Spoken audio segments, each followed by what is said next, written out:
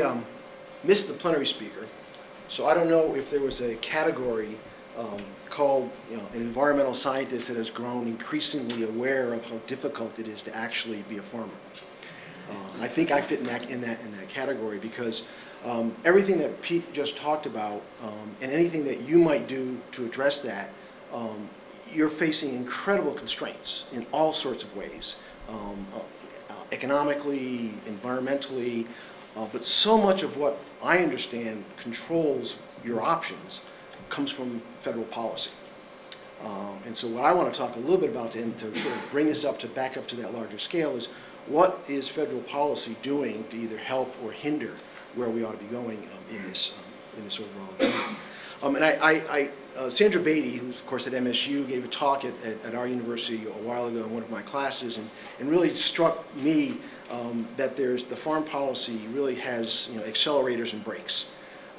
And the accelerators are the commodity provisions that are out there, and the brakes in this context are the conservation programs. And so it's the balance between those two things that I think are sort of an interesting way to think about this larger scale policy.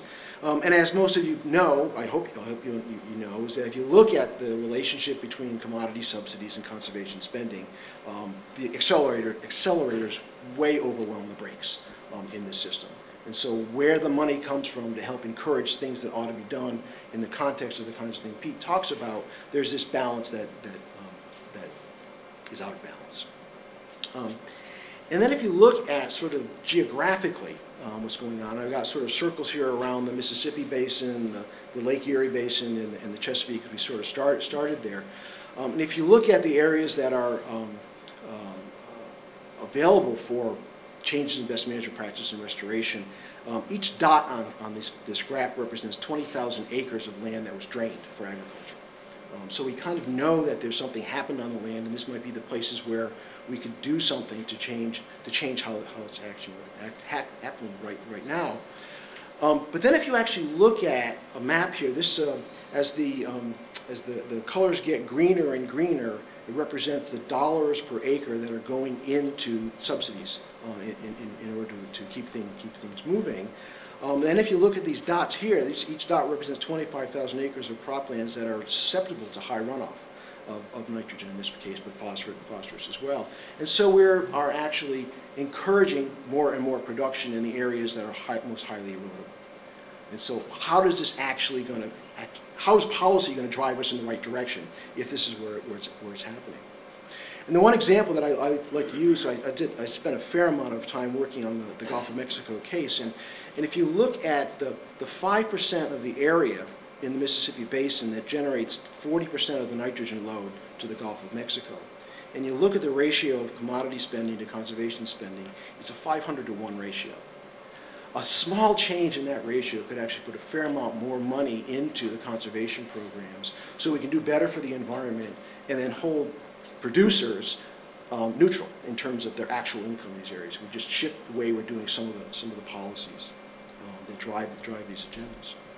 So I just want to end with some suggestions about policy parallels between these three systems we're talking about and drawing on some of Pete's. So agricultural loads in many cases are really the primary drivers. We've done a lot of work and spent a lot of federal dollars in upgrading sewage treatment plants and other sorts of things to deal with the point sources. So these are still a large driver. The climate, as Pete was saying, is likely to make it worse. When we get these hard, intense storms, it makes runoff even more of a problem. Invasive species may have an interesting role in Lake Erie. We're not quite sure what the role is there, but there may be some complications that we have to deal with. Historical agricultural practices may not be enough or right. Pete's point that conservation tillage was something that was no-till was promoted for a very long time because of the erosion protection aspects of that. But it may be actually driving these profiles that we're seeing now and generating a new set of problems that no one anticipated and no one knew about how to deal with. So the BMPs that we might think about in the future need to control this dissolved form of phosphorus, not just the particulate form, as the policies are in place right now. In many cases, in many places, the national energy policy is making it worse. It is driving, with high corn prices and driving to more and more corn. Corn is one of the culprits in the environmental case. And so if we actually push for more and more corn-based fuels and that sort of thing, we're going to drive even larger and larger problems. And the federal policy is actually encouraging people to do that. So in my view, I think what we really need to do is readjust that balance between subsidies and conservation measures. We at least put more money into the conservation part so that it holds farmers neutral in terms of the economics of it and actually improves the environment.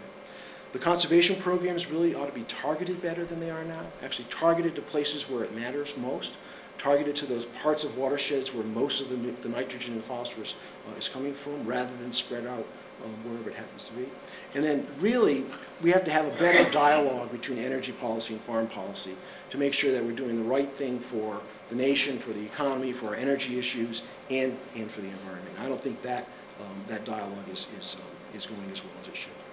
So I'm going to end there. I wanted to sort of bring it back to this larger context and try to make the point, as I try to do most of these things, that we recognize the difficulty that producers have in dealing with this, and it's so much of the federal policy that drives the options that you have. I'll stop at that point and invite Pete up to answer questions. Questions? How do you determine the nitrogen input into the watershed? Those are balances done from things like fertilizer sales in the region, import of food into that region, export of food from that region, atmospheric deposition of nitrogen into that. So there's mass balances from those large databases. Your statement was basically it's agricultural inputs, I believe. What I was saying is that the agricultural contribution to what flows out is a major part. But the nanny or the nappy that we're talking about is a balance of everything going in and coming out of the watershed. Pete, have you been able to overlay the amount of no-till acres and the amount of surface applied phosphorus fertilizer as a practice? Have you been able to get any data to match that with your chart? That is a very difficult kind of thing to do. What we try to do is usually work with county level agricultural statistics data. So we have looked to see what the patterns of fertilizer use and so forth have been over time, and they clearly have declined. In our watersheds, the animal numbers have declined also until the last few years or so. So that means the amount of manure being applied has decreased as well. It's much harder to get a handle on where the no-till is. We know more or less what the adoption rates have been. One of the interesting things is that in our area, the no-till really took off about the early 1990s. In the 80s, nobody was doing it. Between 1990 and 1995, it went from maybe 10% to about 50% of the acreage, and maybe now it's 60% of the total acreage. So it was a big pulse of change. And I think it's suggestive, at least, that about 1995, when the no-till buildup more or less finished, that's when the dissolved phosphorus started to take off. I think that if there's an impact of no-till on soil stratification, which then shows itself as an increase in DRP, there's going to be a time lag in that happening. It's going to take a while for that stratification to build up and so forth. So the timing of those two things is suggestive. But when you if you look carefully at the various graphs I presented, you'll see that the low point in one graph looked like it was 91, and the low point in another graph looked like it was 95, and so forth. I could tell you from having done those analyses that I wouldn't bet a nickel on whether it was 91 or 95. You just can't call it that close. So there's basically a down and up phenomenon, and we can't really say when it bottomed out exactly. The data just isn't precise enough for that. Obviously, there was a lot of phosphorus that went into Lake Erie, say, from the post-Second World War up into the 70s and 80s. What kind of research has been going on in terms of phosphorus cycling in the lake? Any potential changes so that the system is just a lot more sensitive? In other words, maybe there's nitrogen coming in and phosphorus is no longer as normally as it used to be. Well, when we look at the nitrogen and phosphorus concentrations, both in the river waters going into the lake and in the lake itself, they do suggest that phosphorus is still the limiting nutrient. But you're right that there's been a long period of phosphorus going into that lake, and a lot of it winds up in the bottom. Some of it eventually flushes out down the Niagara River.